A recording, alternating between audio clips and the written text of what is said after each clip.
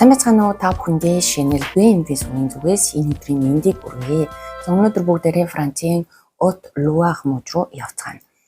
За Haute-Loire мужид одоо байрлах Chambon-sur-Lignon гэх тосгон хорилцоогоор 2500-аад орсон сурагчтай. Тосгоны эхний айлаас 1 км-ийн зайтай ойн захад Свенол нэртэй сурагчдын одоо дотор байртай нэгэн хувийн коллеж байдаг бөгөөд 1938 онд протестант шашинтнуудын санаачлагаар байгуулагдсан.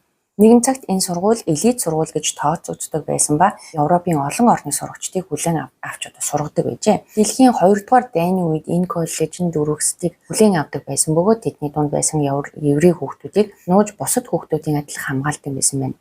Свенол коллеж 76 жилийн турш үйл ажиллагаа явуулсны эцэст 2014 оны 7 дугаар сард одоо ярих гэж байгаа хэргийн улмаас бүр мөсөн хаагдсан.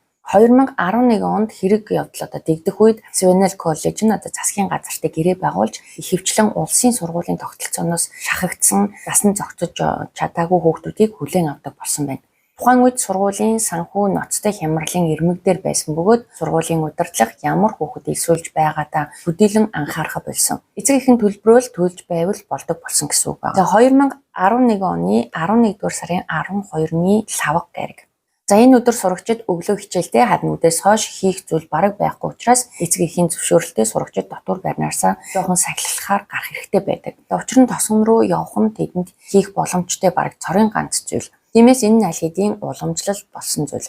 12 цаг 30 минутад хоолоо идэж дуусмагцаа сурагчид бүгд гарч тосгоноор хисээд 16 цаг 30 минутад заавал буцаж ирэх ёстой. За учир нь энэ цагт бие даалт хийх цаг бөгөөд тэд өрөөндөө орж даалгавраа хийж чимээгүйхэн хичээлдэг. Тэгэхээр тэр өдөр бүх зүйл ердийнхөөрөө болсон. Бүх сурагчид салхилахаар гарч өөрсдийнхөөрөө хөгжилдөж байгаад 16 цаг 30 минутад бүгд буцаж ирцгээсэн ч 13 настай Анес Магаан гэх эмэгтэй сурагч эргэж ирээгүй байсан. За бүгдээрээ түүнийг Анес гэж дуудаад явъя. 17 цаг болоход хинч түүнд санаа зовоогүй бөгөөд дандаа хин нэгэнтэй таарад ярилцаж байгаад цагаа анзаараагүй байхаа. Ингэсгэд ирэх байлгүй гэж бодцоож байсан ч нэг багш нь Анесийн найз Chambon-sur-Lignon тосгонд амьдардаг Стел их өнгөн рүү уцтаж үдээс хойш түүнтэй хамт байсан өвөг нь асуухад Стел хамт байсан 16 цаг 30 минутаас өмнө усан ориглууртай талбайн тэнд салсан. Тэгээ Анес сургууль руу яваад би гэрлүүгээ ирсэн гэж бол хэлдэг. За 19 цагт орон хоолны цаг болоход Анесаас ямар ч сургахгүй байсанд бол асуудал улам ноцтой болж эхэлсэн.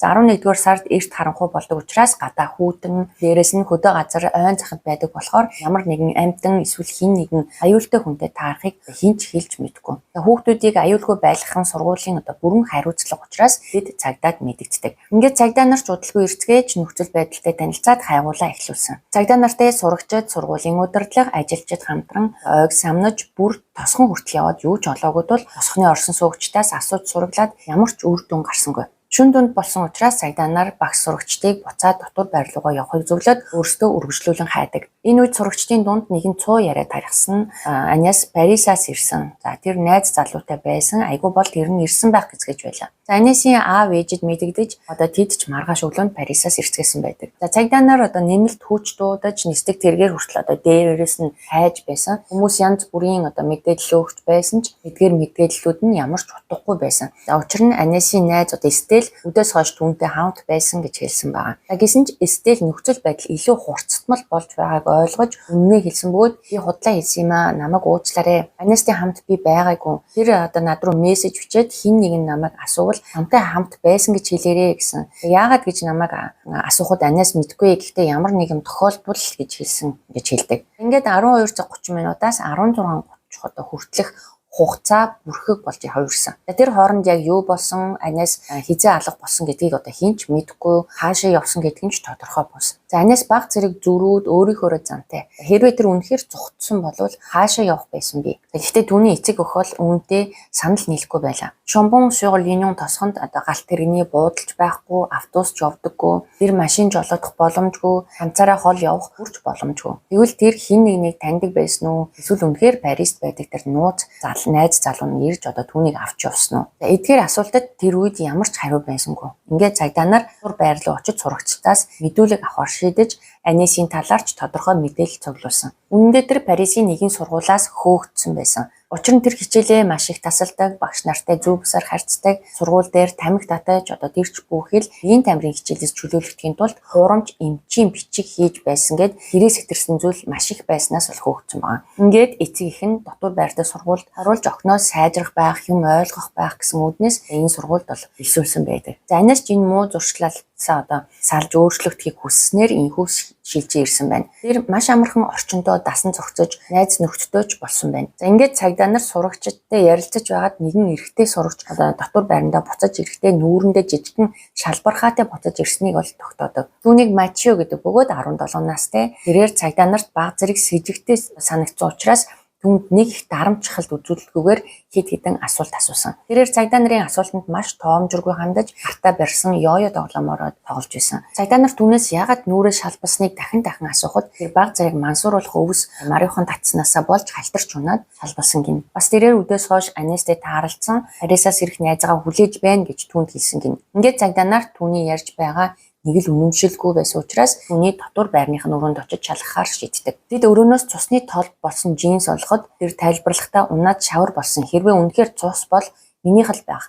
Би унахдаа баг зэрэг гэмтээд цус гарсан гэж хэлсэн. За энэ бүгдээс харахад тэр үнэхээр ямар нэгэн мэдэж байгаа нь тодорхой байсан болохоор түүнийг саатуулан хорих шийдвэр гаргаж цагдаагийн газар руу авч явлаа. Тэнд очиод тэр дотор байранд ярьж байснаа л автцаар байв. Гэхдээ маргааш өглөө нь өмнөх мэдүүлгээ өөрчилж би Анестэй лавх гарагийн үдээс хойш хамт байсан. Бид ойроо явж тамхи татсан. Тэр намайг мансуурлах бодис хулгайсан гэж худлаа ярьснаас бид маргалцсан. Дараа нь тэр надаас мансуурдаг мөөг олж өгөхийг хүсээд тэрийгээч бид олоод мөөгнөөс идцгээсэн. Мөөг идээд би бөөлжиж дараа нь ухаан алдаж унсан. Намайг сэрхэд Анес байгаагүй би түүнийг коллеж руу буцсан байх гэж бодоод би ч бас буцсан гэж ярьсан. Цагдаа нар Матчиог саатуулах байр руу авчрахдаа түүнээс цусны шинжилгээ авсан байсан ба хариу нь гарсан бөгөөд түүний цуснаас ямар ч мансууруулах өвс Мариухан мөөг илрөөгүй байна. Ингээд Матчио түүний ярьсан түүх ямар ч утгагүй болсныг ойлгодог. Тэр дахин мэдүүлгээ өөрчилж бид хоёр маргалдаад би түүнийг жалга руу түлхсэн гэв. Ингээд цагдаа нар түүнийг аваад 19 цагийн үед ойроо явцгаадаг. Цаг хэртээ хайсны эцэст Анесийн цогцыг олсон бөгөөд тэрээр нүцгэн гар нь хүлээстэй өвдөг дээрээс хөрсөн газарт нүрээрээ толсон байрлалтай байсан. Ингээд энэхүү аимшигт мэдээг Анесийн эцэг эхэд мэдэгддэг. Одоо бүх юм ил болсон гэж бодсон Матчио дахин худлаа ярьж болохгүй гэж бодсон уу бүх үнний хүлийн зөвшөөрдөг. Тэрээр ярихдаа бид хоёр ойроо явж тамхи татаж байгаад маргалдаад миний уур гинт хурж бие барьж дийлхэ болоод хүн рүү дайрч гарыг нь ёо тоглоомны утсаар хүлээд би түүнийг хүчинтсэн. Дараа нь түүнийг өгтөл нь цогсон. Тэгээд байрандаа ирсэн гэж мэдүүлдэг. Энэ үед Матчиогийн аавч ирсэн бөгөөд цагдаа нар түүнийг хэсэгхэн хугацаанд уулзах зөвшөөрөл олгосон. Түүний аав нь хүүгээ яагаад цагдаагийн газар байгааг нэг их зочирдон хүлээж аваагүй байна. Учир нь өмнө нь хүн алаагүй ч хүчингийн хэрэг үлдэж байжээ. Юу болсон бэ гэхээр ойролцоогоор 1 жилийн өмнө Матчио ангийнхаа Жюли гэх охинтой уулзаж 10 евро өгөх ёстой гэд гэрээсээ гарчээ. Тэр түүнтэй уулзаад хүнгүү буц сөөхтэй газар руу дагуулж явсан байна. Тэр үед Жюлид ямар ч цэжиг төрөөгүй учраас түүнийг дагаж явсан. Энэт тэр Жюлиг ухаар сүрдүүлж амийг нь боогоод урдаас бэлдсэн гутлын үдээсээр хүлээд түүнийг хүчинтсэн. За яг энэ үед Жюлигийн гар утас дуурч ээжийн залгаснаар түүнийг суллаж гэрлөө нь явуулсан байна. Охин гэртээ ирж ээждээ хэлснээр цагдаад гомдол гаргасан байдаг. Ийхүү Матчио баривчлагдаж шүүх хурал болтол 4 сарын хугацаатайгаар урьдчилан хоригдсон. Шүүгч шийдвэрээ хараахан гаргаагүй байсан нь сэтгцийн шинжилгээний хариу хүлээж байсан. За удалгүйд дүгнэлт гарч сэтгцийн эмч нарын хэлснээр Матчио ямар нэгэн сэтгцийн өвчнгүй тэр шоронд байх хугацаанд бодит байдлыг зөвөр ойлгож өөрийн эрсдэлтэй зан авиртаа шүүмжлэлтэй хандж байгаа. Бидний үзэж байгаагаар энэ хүн аюултай биш, эмчлэгдэх нийгэмд дахин дасан зохицох боломжтой гэж дүгнсэн. За ингээд шүүгч энэхүү дүгнэлтэнд үндэслэн түүнийг суллах шийдвэр гаргасан ч нэг нөхцөлтэй байсан. Тэр нь юу вэ гэхээр тогтмол сэтгэл зүйч өмчөд үзүүлэх байсан. Бүхтэл үр харамгчаар түүний эцэг эхний шүүхийн шийдвэрийг хүлээх хугацаанд ямар ч үнээр хамаагүй хүүгээс суллаж эрх чөлөөтэй байлгахыг зорж түүнд дотор байртаа сургууль хайж эцэст нь Свенел коллеж хүсэлтийг нь хүлээн авч зөвшөөрснөөр энэхүү шилжин ирсэн байдаг. Энэ бол сургуулийн захирлын хувьд үнэхээр хариуцлагагүй шийдвэр байсан нь ойлгомжтой. Захирал хэлэхдээ Матчиог алдаа гаргаж шоронд орсон яг ямар хэрэгээр гэдгийг нь мдэггүй ч тэрийг асуух шаардлага байхгүй. Миний зорилго бол сурагчдыг өнгөрсөнд нь живүүлэх биш, ирээдүйд гарах гарцаа олоход нь туслах ёстой хэмээн одоо сүүл тайлбарлсан байдаг. За гэхдээ энэ сургуульд бусад олон хүүхэд бусад амьдралч бас хамгаалагдах ёстой байсан. Захирал хэн дуртай, ямар ч шалтгаггүйгээр одоо оруулж энд ч хамаагүй хаалганы жихэн одоо аюултай мэдэж байсан ч гэсэндээ тэр сургуулийнхаа эдийн засгийн хүнд байдлаас болоод хаамаагүй хүүхдүүдийг авсан хинтж ойлгомжтой. Шүүх хурлаас өмнө Матео Анисийг гараараа зохиж амийг нь хөнөөсөн гэж байсан ч задлан шинжилгээгээр охиныг одоо 17 удаа хутгалсан.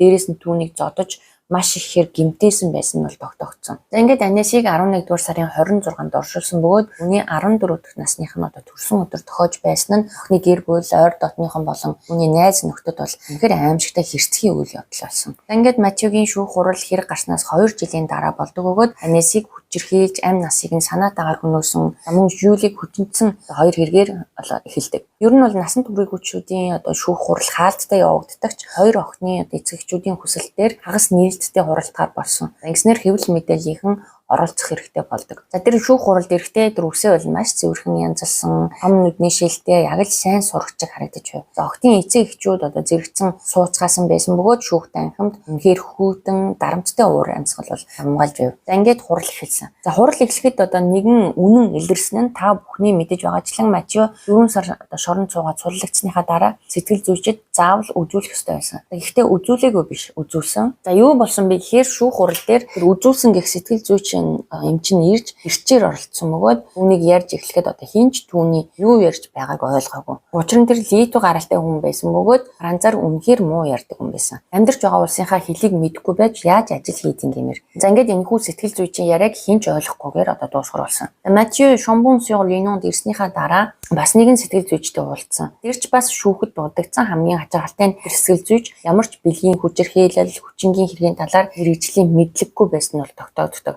Матео бол одоо нэг иймэрхүү мэрэгчлэнүүдийн гар бол дамжсан байдаг. Харин Анисийг алсны дараа Матеог шалгасан шинжээч одоо сэтгцийн эмчнэр эсрэг дүгнэлт гаргасан. Юу вэ гэхээр Матео сэтгцийн хүнд эмгэгтэй, хэд сэрдэмтгий, бусдад итгэдэггүй, бусдаас тусгаарлагдсан, хайр, өрөвдөөх, одоо гэмшил бараг мэдрэхгүй, дотгошоо хүндий хүн. Гэхдээ тэр одоо хийж буй одоо үйлдэлээ ойлгож шинэх чадвартай тул шүүхийн өмнө хариуцлага хүлээх чадвартай гэж үзсэн. За ингээд ерөнхий прокурор түүнд 30 жилийн ял оноохыг хүссэн бол тангарагтнуудын шүүх илүү хатуу хандаж насаар нь хорохыг хүснээр түүнийг насаар нь хорих шийдвэр бол гарсан. За Матеогийн эцэг эх нь давж заалтсан ч хүлээж авалгүй шийдвэрийг хэвээр нь үлдээсэн байдаг. Харин Францын төр засгаас энэ хэрэгт гарсан хайхрамжгүй байдал болон алдаанууд их гарсан гэсэн үндслээр Анисийн эцэг эхэд одоо 185 мянган евроны нөхөн олгоор олгосон байна. За ингээд өнөөдрийн хэрэг маань өвгөр өндөрлөж байна. За би энэ хэргийн талаар юу гэж бодож байгаа хэлэх гэснээр болоод та нарт үлдээлээ. Сэтгэл хэсэгт бичиж үлдээгээрэй. Дараагийн бичлэгээрээ дахин уулзтлаа. Түр баяртай.